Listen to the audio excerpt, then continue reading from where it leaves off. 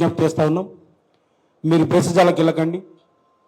కేవలం మీ కుటుంబాలు, మీ చుట్టాలు, పక్కాలు, మీ కులపళ్ళు ఓట్లేస్తే మీరు ముఖ్యమంత్రి కాలేదు. మీరు జానారెడ్డిని నమ్ముకుంటే, మీరు ఉత్తమరెడ్డిని నమ్ముకుంటే, మీరు రాజగోపాల్ రెడ్డిని నమ్ముకుంటే మిమ్మల్ని నట్టేట ముంచుతారు. అందుకోసం ఇప్పటికైనా మీరు నరేంద్ర మోడీ మాట వినకుండా, కిషన్ రెడ్డి మాట వినకుండా మీరు వినాల్సింది రాహుల్ గాంధీ గారి మాట వినండి. బీసీ ప్రజల యొక్క మాట వినండి. మీరు ఏదైతే కామారెడ్డి డిక్లరేషన్ భాగంగా చెప్పిందో దాన్ని మీరు ఒక్కసారి పునఃసమీక్షించుకోండి. ఒకసారి దాన్ని చదవండి, వినండి. మీరు ఏం చెప్పిండ్రు ఈ ప్రజలకి, మీరు ఏం చెప్పి అధికారంలోకి వచ్చిండ్రు, మీరు ఒక్కసారి ఆత్మవిమర్శ చేసుకోమని చెప్పేసి మేము మనస్ఫూర్తిగా రేవంత్ రెడ్డి గారు విజ్ఞప్తి చేస్తా ఉన్నాము.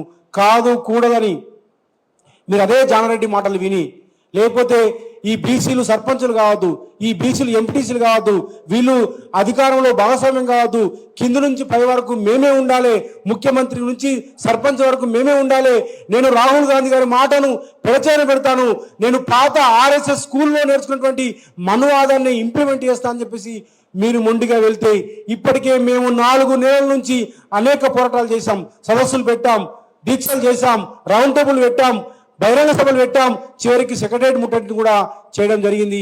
అయినప్పటికీ నీకు ఇసుమంతా కూడా మరి జ్ఞానోదయం కలగట్లేదు.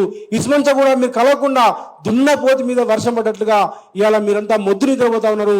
కాబట్టి మేమందరము మాకు చివరిగా మిగిలింది ఒకటి, మాకు మేముగా ఆత్మార్పణ చేసుకుంటాం. మాకు మేముగా గాంధేయ మార్గంలో ఆ రోజు గాంధీ గారు ఏదైతే ఆ రోజు సత్యాగ్రహ దీక్ష చేసుకొని ఆ రోజు ఆమరణ నిరాదీక్ష చేసి ఈ స్వాతంత్రం కోసం ఎట్ట పోరాటం చేసిండు, బుద్ధుడి మార్గంలో గాంధీ మార్గంలో పోతాం. మన కళ్ళ ముందర కేసీఆర్ గారు ఆమరణ నిరాదీక్ష చేసి నవంబర్ 29వ తారీఖు నాడు ఆ రోజు 2009లో ఆమరణ నిరాదీక్ష చేసి తెలంగాణ సాధన కోసము తెలంగాణ ఉద్యమాన్ని ఎట్లయితే ముందుకు తీసుకుపోయిండో అదే కోవాలో గాంధేయ మార్గంలో కేసీఆర్ గారు చూపిన మార్గంలో మరి గతంలో అనేక సందర్భాల్లో కూడా మా కృష్ణన్న కూడా ఇక్కడ ఆమరణ దీక్ష చేసిండ్రు, అట్లాగే మా కృష్ణమాదిగా చేసిండ్రు. అనేక మంది మా బహుజన నాయకులు, మా బీసీ నాయకులు కూడా దీక్షలు చేసిండ్రు. ఆ మార్గంలో మేము చివరిగా చివరి అస్త్రంగా మీరు అట్లాగే మొండికి వెళ్తే, ఏ రోజైతే మీరు నోటిఫికేషన్ ఇస్తారో, కులగణన చేయకుండా 42% రిజర్వేషన్ ఇవ్వకుండా మీరు ఏ రోజైతే నోటిఫికేషన్ ఇస్తారో ఆ రోజు సామూహిక ఆమరణ నిరాదీక్ష పోవడానికి మేము మొత్తం సంఘాలందరం కూడా కృష్ణ నాయకత్వంలో సిద్ధంగా ఉన్నాము. ఎంతమందిని చంపుకుంటావో, ఎంతమందిని మమ్మల్ని చంపేస్తావో అది నీ ఇష్టము, లేదా నీ మాటకు నువ్వు నిలబడతావా నువ్వు తేల్చుకోవాలని చెప్పేసి మేము రేవంత్ రెడ్డికి చెప్తా ఉన్నాం. నిన్న మీరు మాట్లాడిన ఖమ్మం జిల్లాలో సోనియా గాంధీ మాట ఇస్తే తప్పదు, మాట తప్పదు, మడమ తిప్పదు అని చెప్పేసి మాట్లాడిండు. మీరే మాట్లాడిండు 1000 మందిని చంపిన బలి చేస్తా అని చెప్పేసి వేరే పార్టీ ఉన్నప్పుడు, అది వేరే విషయం.